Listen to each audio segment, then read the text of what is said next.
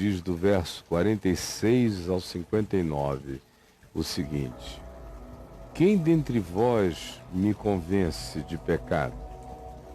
Está falando com os seres mais religiosos, meticulosos, legalistas, judiciosos e ferrenhos do mundo, no seu zelo tenaz por letras, por mandamentos escritos por homens e aplicados à vida dos seres humanos em praticamente todos os âmbitos da vida, de modo que quem não os obedecesse era considerado um ser existindo em pecado.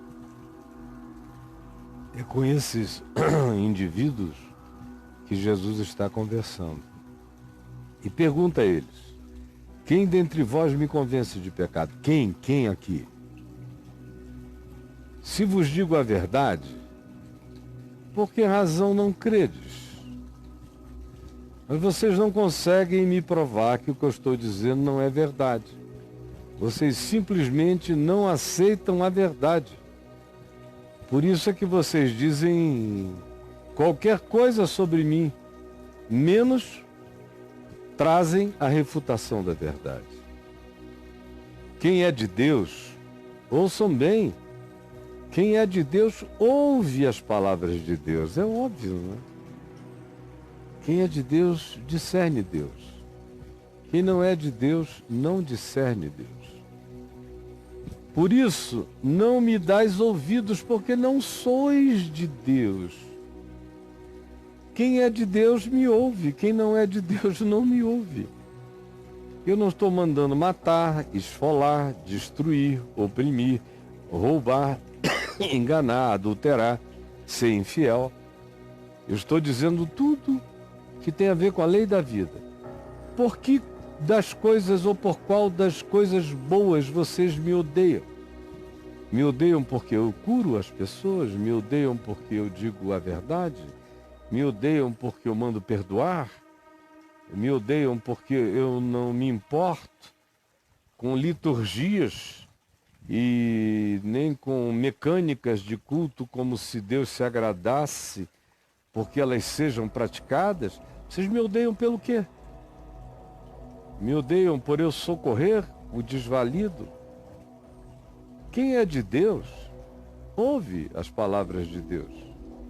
Vocês não entendem e não querem entender a minha palavra por uma razão simples, é porque vocês não são de Deus. Isso é Jesus simplificando a discussão.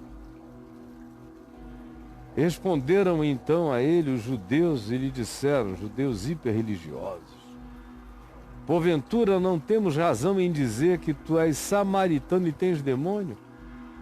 Eles tinham ódio dos samaritanos. Os samaritanos tinham se separado de Israel na época do Reino Norte, divisão do Reino Norte e Reino Sul. O Reino Norte teve, na maior parte do tempo, a sua capital em Samaria. E os judeus e os seus irmãos do Norte, as outras tribos do Norte, não se davam e nunca mais se deram, se odiaram para sempre. Depois, as tribos do Norte foram levadas para cativeiro antes da tribo de Judá. E, por fim, a tribo de Judá, cidade de Jerusalém, levados cativos. Os do Reino Norte, que tinham a capital em Samaria, voltaram.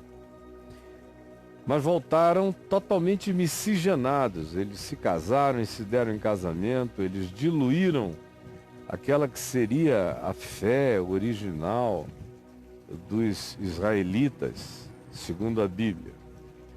Já os judeus em Babilônia, na sequência de reinos que se sucederam naquele período de 70 anos do cativeiro deles, os judeus mantiveram as suas tradições, desenvolveram as sinagogas que não existiam e até aprofundaram o ensino da Torá e se tornaram então ortodoxos, cada vez mais legalistas.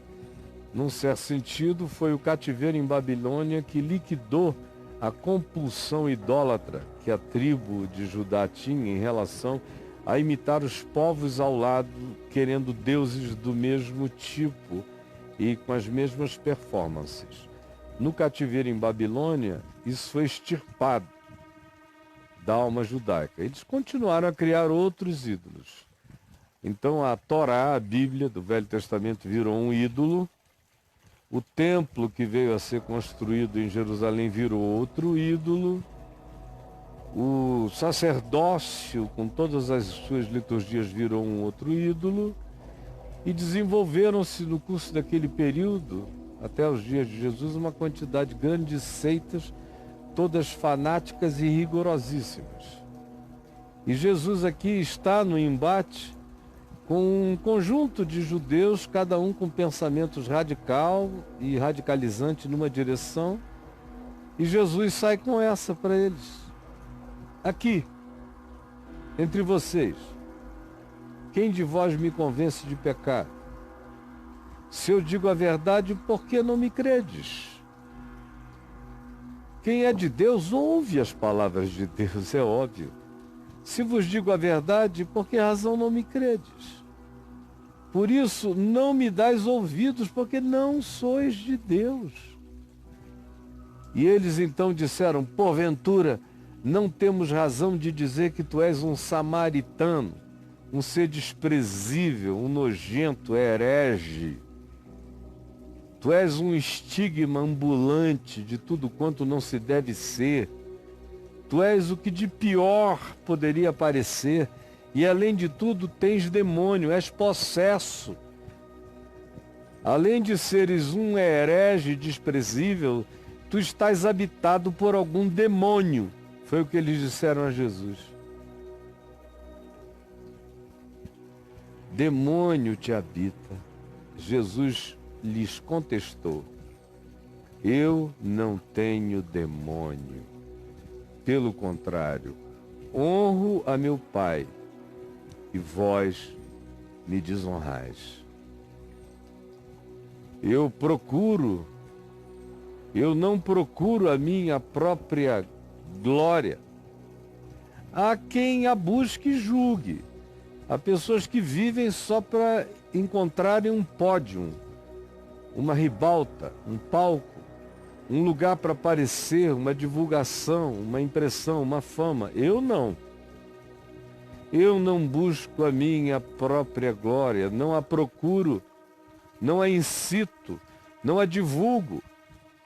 Em verdade eu vos digo, se alguém guardar a minha palavra, se guardar o Evangelho.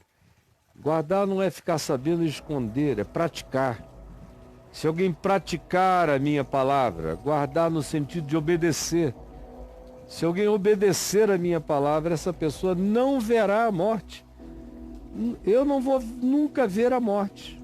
Quando a morte chegar, eu já passei para outro lado. Ela não me pega nunca mais. Ela pode até matar meu corpo, mas eu não verei a morte. Eu não verei a morte. É a promessa de Jesus para mim e eu creio.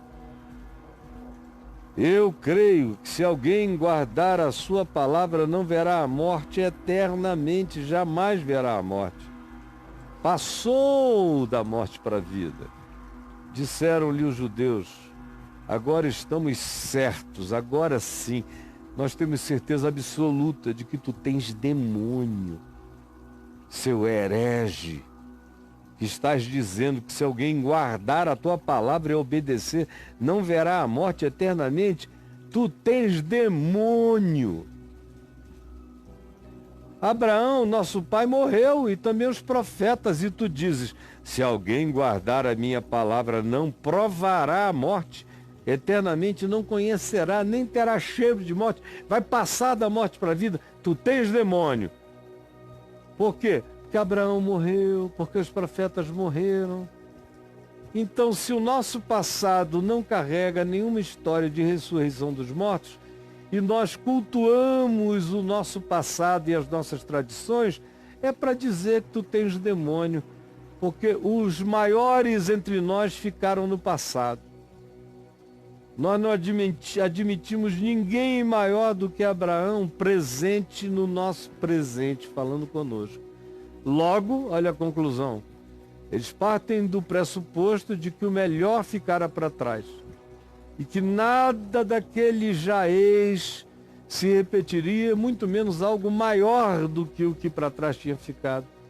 Por isso a manifestação de Deus hoje em Cristo diante deles não é percebida, eles só olham para trás. Então eles dizem que a visitação de Deus entre eles é uma manifestação de um demônio. Por quê? Porque Abraão morreu e também os profetas. E tu dizes, se alguém guardar a minha palavra, nunca provará a morte eternamente. Tu tens demônio. És maior, porventura, do que o nosso pai Abraão, que morreu? Também os profetas morreram. Quem, pois, te fazes ser, seu arrogante? Jesus lhes disse, se eu me glorifico a mim mesmo, a minha glória nada é. Quem me glorifica é meu Pai, o qual vós dizeis também que é o vosso Deus. Pois é esse que vocês chamam de nosso Deus, que é o meu Pai, que é quem me glorifica, que é quem me valida.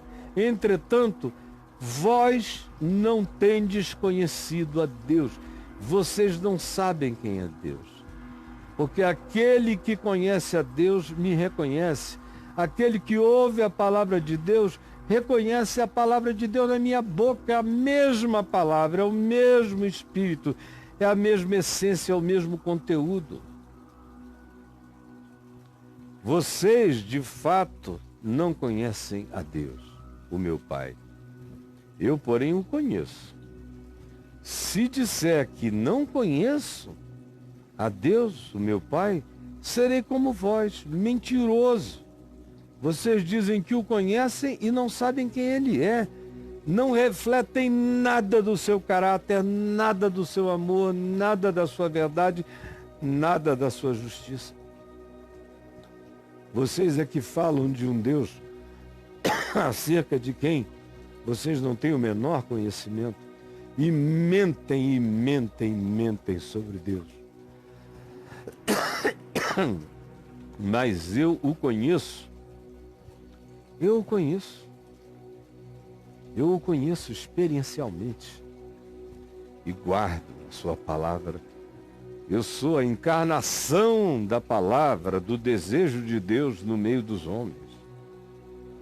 Já que vocês puxaram o assunto de Abraão, ele disse, fiquem sabendo que Abraão, que já morreu há tantos anos atrás, viu os meus dias e alegrou-se. Alegrou-se porque ele viu esses dias, ele me viu na história e ele se regozijou profeticamente com o que ele viu a meu respeito. Perguntaram-lhe então os religiosos judeus, tu ainda não tens 50 anos e vistes Abraão? Tanto fazia, se ele tivesse 100 anos, ele também não teria visto Abraão, nem 200 anos. Se ele tivesse 1000 anos, ele ainda não teria visto também a Abraão. Ele teria que ter praticamente 2000 anos de idade para ter visto Abraão. Mas eles fazem essa pergunta idiota, ainda não tem 50 anos e viste Abraão? Respondeu Jesus, em verdade eu vos digo, antes que Abraão existisse, eu sou. Então, ficaram com ódio, pegaram em pedras para o apedrejarem, mas Jesus se ocultou deles e saiu daquele lugar de perigo, de morte, que era o templo, se afastou deles, retirando-se daquele templo. Essa história nos mostra como você pode ter a boca cheia de Deus, recitar coisas de Deus, dizer intolerantemente que conhece a Deus, designar os outros como hereges com a maior facilidade, carregar no coração a presunção de ser filho de Deus por genética e DNA, como se fosse possível, ou por processo cerimonial, litúrgico, religioso de confissão do nome desse Deus monoteísta e não conhecer a Deus, é o que Jesus está dizendo aqui. Ninguém pode competir com vocês no que diz respeito a passarem o dia adulando Deus, como se pelo muito adular, pelo muito incensar, pelo muito sacrificar, pelo muito obedecer, por vestir roupas diferentes, por agirem de um modo religioso, chocantemente extravagante, histriônico. Vocês acham que isso é revelação de que vocês conhecem a Deus? Vocês não conhecem a Deus. Quem conhece a Deus, quando ouve a minha palavra, diz: Deus está falando. Porque a minha palavra traz bem-aventurança para os que choram, para os mansos, para os perseguidos. Bem-aventurança para os que se esforçam pela paz entre os homens. Bem-aventurança para aqueles que não abdicam da sua consciência em fé por causa da opinião de terceiros, nem da perseguição de terceiros. Essa é a palavra que eu trago. Vocês me odeiam pelo quê? Por qual delas? Por dizer que cada um que é de Deus deve dar gosto ao mundo como sal? Por dizer que quem é de Deus deve iluminar a história como uma luz? Por dizer que não se deve odiar os romanos, que são os inimigos? Ou odiar Herodes, que é perigoso, devastador? Ou odiar os fariseus? Não! Nunca mandei ninguém odiar ninguém. Eu digo, orem pelos seus inimigos. Abençoem aqueles que perseguem vocês. Não se vinguem. Perdoem sempre, sempre, sempre. Por qual dessas palavras vocês me chamam endemoninhado? Samaritano doido? Não. Vocês não querem ouvir e entender a minha palavra porque vocês não são de Deus. Porque se vocês fossem de Deus, o evangelho que eu anuncio, a palavra que eu trago, entraria em vocês como um vento faz a volta por dentro de um caracol e tira um som bonito. Ou como o vento entra pelas frestas das montanhas e assovia sons misteriosos. Se vocês fossem de Deus, o sopro do vento farfalharia como nas folhas de uma árvore viva e frutuosa. Mas vocês não são de Deus, por isso vocês não podem ouvir a minha palavra. Não podem. E o que Jesus está dizendo é isto. Quanto mais religião sem amor de Deus, mais a presunção da separação e da supremacia e da intolerância. Quanto mais religião, menos Deus. Quanto mais você crê no poder sagrado e catapultador, espiritualmente falando, de qualquer mecânica religiosa, menos Deus em espírito e em verdade na sua vida. Quanto mais religião, mais certezas arrogantes. Quanto mais religião, mais capacidade de colar sticks e labels nos indivíduos. Esse aqui é um samaritano, esse aqui é um endemoninhado, esse aqui é um desviado, aquele ali é um perdido. Todo mundo que age assim cai nessa categoria que Jesus menciona no verso 44, 2 versículos acima. Vós sois do diabo, que é o vosso pai, e quereis satisfazer-lhes os desejos. Ele foi homicida desde o princípio e jamais se firmou na verdade, porque nele não há verdade. Quando ele profere a mentira, fala do que lhe é próprio, porque é mentiroso e pai da mentira. Porque eu digo a verdade e não me credes. Quem de vós me convence de pecado? Aí é que eles dizem, porventura não temos razão de dizer que tu és um samaritano endemoniado. Aí Jesus diz, vocês não me ouvem porque vocês não são de Deus. Quem é de Deus, ouve a Deus. Quem é de Deus entende que a minha palavra é palavra divina, eternamente. Agora tem uma coisa, aquele que crê na minha palavra, guarda e a pratica, não verá a morte. Não verá a morte. Aí eles enlouquecem. Especialmente porque muitos desses que estavam discutindo com Jesus e o ambiente, se diz aqui fora que é o templo, no verso 59 diz que o cenário era do ambiente do templo, a maioria desses eram saduceus, que não criam em ressurreição dos mortos, em espíritos, nem em anjos, nem em vida eterna. Então, o maior que eles tinham era uma ética para ser observada na história, mas eles criam que uma vez mortos, eles acabavam.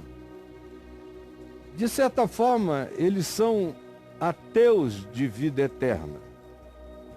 E eles creem que Deus existe e a existência deles se valida exclusivamente por eles terem sido escolhidos como tribo de Levi para fazer sacrifícios de animais em nome de Deus no templo. E para eles isso é tudo. E quando morrerem, morreram. Aí vem Jesus e diz, dentro do templo, que é um templo para cultuar a Deus, um Deus que não dá vida eterna, que não pacifica com a vida eterna. Jesus diz, em verdade eu vos digo que se alguém guardar a minha palavra, não verá a morte eternamente. Aí eles enlouquecem. Agora estamos certos de que tu tens demônio. Jesus tinha dito, vós sois do diabo, porque vocês não aguentam a palavra de Deus. O diabo é que não suporta a verdade. Ele estribucha. Vocês também não suportam a verdade. Convulsionam-se diante dela. Qual foi o pecado que eu cometi? Quem me acusa do quê? Vocês só sabem dizer que eu sou endemoninhado. Agora, quem age como diabos são vocês, que vivem cheios de ódio, e de mentira, e de falácias, e de engano, e de hipocrisia. E não creem em nada. Não tem nenhuma transcendência. Por isso é que eu digo na cara de vocês que se alguém guardar a minha palavra, não verá a morte, viverá eternamente. E aí quando Jesus de novo afirma que a fé na palavra que ele trazia instilava a vida eterna no coração das pessoas, aí eles dizem, agora estamos certos de que tu tens demônio. Aí eles dão uma razão pueril. Abraão morreu, os profetas morreram. Como é que tu podes dizer que quem crê em ti não vai morrer eternamente? E Jesus não estava dizendo que quem cresce nele iria virar zumbi. Iria morrer no corpo, mas não provaria a morte. Seria imediatamente, instantaneamente trasladado para a dimensão da eternidade. Por que eu estou falando com você hoje a respeito disso? Porque aqui entre nós está cheio de gente mais ou menos assim. É um pessoal que adora um templo, que não falta culto, que ama canções e cantar canções atribuídas ao louvor de Deus e creem estranhamente que existe um certo agrado em Deus por elas irem elogiá-lo algumas vezes por semana junto com um grupo, elogiarem como Deus é extraordinário. Elas acham que há um inflamento no ego eterno de Deus pelos elogios que elas fazem a Ele, mas elas mesmas não o conhecem, não o provam.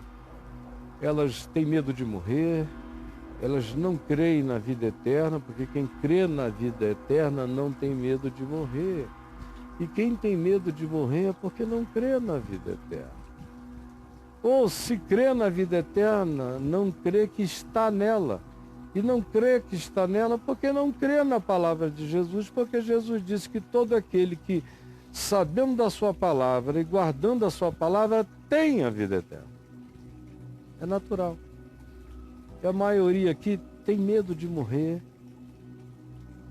Adia a conversa até sobre a eternidade o máximo que pode. Eles gostam de religião, eles gostam de templo, eles gostam do orgulho do Templo de Salomão, eles gostam de catedrais, eles gostam de torres, eles gostam das demonstrações históricas de um Deus que é demonstrado por aquilo que os religiosos apresentam. Marchas, encontros, eventos, exterioridades, multidões. Então, Deus está sendo glorificado. Mas entre 2 ou 3, a presença de Jesus, quando um desses religiosos sabem, eles dizem, isso é culto de gente derrotada, 2 ou 3.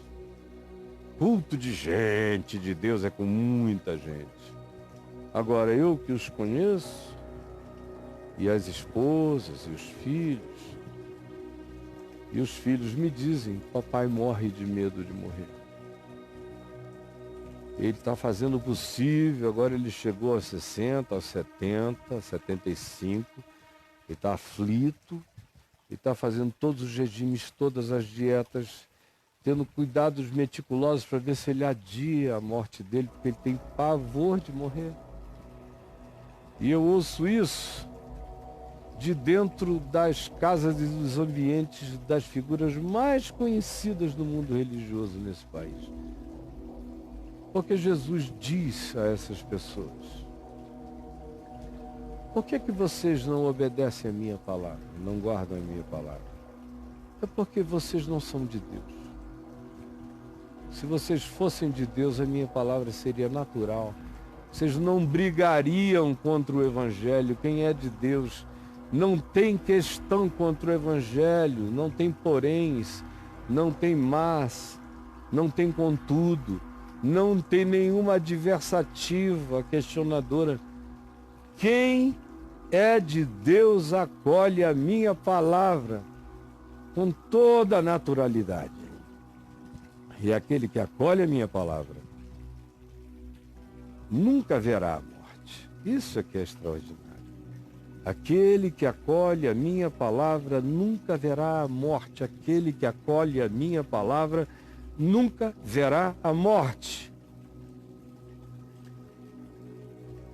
Eternamente. Mas vocês são assim? E vocês não conseguem me entender, nem me discernir, nem me compreender? E o diagnóstico é peremptório. É porque vocês não são de Deus. Porque todo aquele que é de Deus discerne a palavra de Deus na minha boca. E sabe que é palavra da vida eterna. Não de um endemoninhado, mas de alguém que de fato conhece o Pai. E não pode mentir acerca disso, porque conhece mesmo. E o conhecimento de Deus só acontece, como eu tenho tantas vezes dito, se for experiencial. Por isso ele usa a palavra provar. Provar, provar, provar.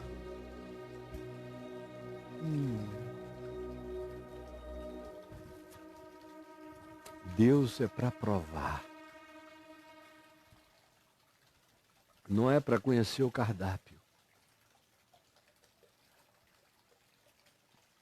É para comer a comida, é para provar. Deus é para provar. E a gente sabe quando alguém é de Deus, porque você começa a falar o espírito da vida em Cristo Jesus, que é amar com amor segundo Deus, que é aquele amor que abre mão que sara, que cura, que não é possessivo, que não escraviza, que nunca se alegra com nada mal que tenha acontecido ao outro, só se regozija com o que de bom a ele venha a acontecer. O verdadeiro amor segundo Deus, segundo Cristo, que é sacrificial, que é capaz de renúncia e que se alegra com os que se alegram e chora com os que choram. Se você manifestar esse amor, você é de Deus. Se você não manifestar esse amor, cara, você pode lamber as colunas do templo, mas você não é de Deus. Você entendeu? É Jesus que está dizendo. Se vocês ouvissem a minha palavra, eu saberia que vocês eram de Deus. Mas vocês não podem nem me ouvir falar que vocês já acham que é um demônio, é porque vocês não conhecem o meu Pai. Porque se vocês conhecessem a Deus, vocês reconheceriam a Deus em mim. O fato de que vocês não reconhecem a Deus em mim, nas minhas palavras, é porque vocês nunca conheceram a Deus. Quem conhece a Deus, reconhece Deus em mim.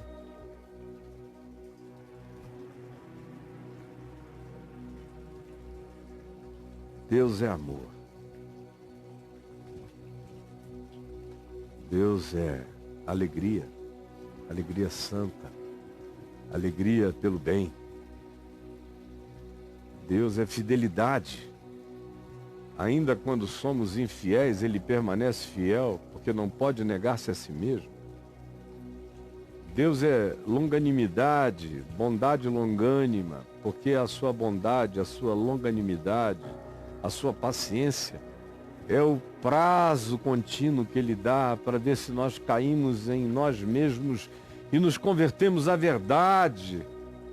Porque é a bondade longânima de Deus que nos conduz ao arrependimento. Deus é domínio próprio. Aquele que conhece a Deus começa a se conhecer. E aquele que começa a se conhecer a partir de Deus, aprende a começar a se dominar e cresce em domínio próprio à medida em que amadurece. Vós não sois de Deus, porque não ouvis e não guardais a minha palavra. Agora veja só que salto mais do que quântico, que salto para a vida eterna que acontece. Ele disse: aquele que guarda a minha palavra, no entanto, não vê a morte. Abraão viu a morte, os profetas passaram pela morte. Eu vou morrer, mas não verei a morte. Eu já passei da morte para a vida. De fato, a morte é só para o meu corpo agora. Não há mais nenhuma dimensão da morte aplicável ao meu eu eterno, espiritual. Eu não sou esse corpo é meu. Esse corpo está se deteriorando todo dia e vai morrer.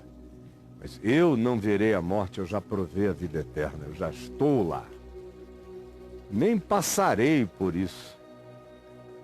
Olha que natureza de qualificação espiritual, de ativamento no espírito. A palavra da vida sendo crida e praticada produz em alguém, produz em nós. Não é uma promessa para alguns, ele diz que é para todo aquele que, indiscriminadamente, sem acepção de pessoas, todo aquele que guarda a minha palavra, todo aquele que prefere perdoar a odiar, que prefere orar a se vingar, todo aquele que prefere dar gosto à vida do que amargurar a existência, todo aquele que prefere iluminar do que trazer dúvidas, dubiedades e sombras, todo aquele que existe para botar seus fundamentos na rocha sólida da palavra da vida e não nas construções arenosas das filosofias pueris. Todo aquele que escolhe o bom fundamento e que entra pela porta estreita e anda no caminho da consciência, sem se deixar levar pelo fluxo dos alienados aos bilhões pela terra, todo aquele que, em guardando a minha palavra e fazendo as escolhas da vida na existência, não verá a morte. Olha que coisa. Você está sendo convidado a guardar aquilo que, em sendo guardado, faz você não conhecer a morte eternamente. Por qual dessas declarações você declarará que Jesus é um samaritano endemoninhado?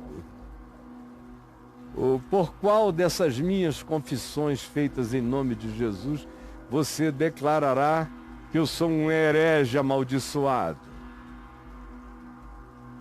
Eu não quero dizer, mas eu sei em quem tenho crido e eu conheço o meu Pai. E você sabe que eu o conheço mesmo.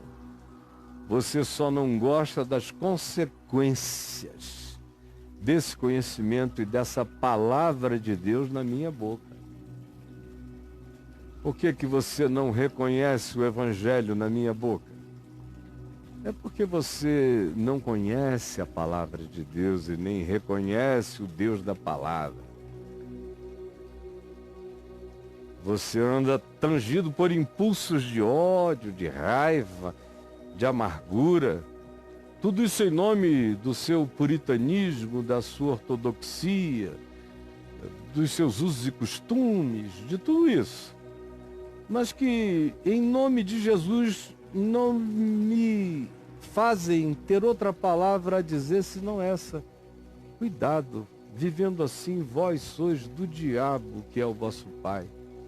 Ele é que é cheio de ardis, de mentiras, e de espírito de raiva e de homicídio.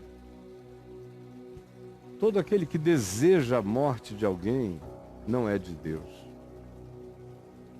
Todo aquele que ora pela morte de alguém não é de Deus.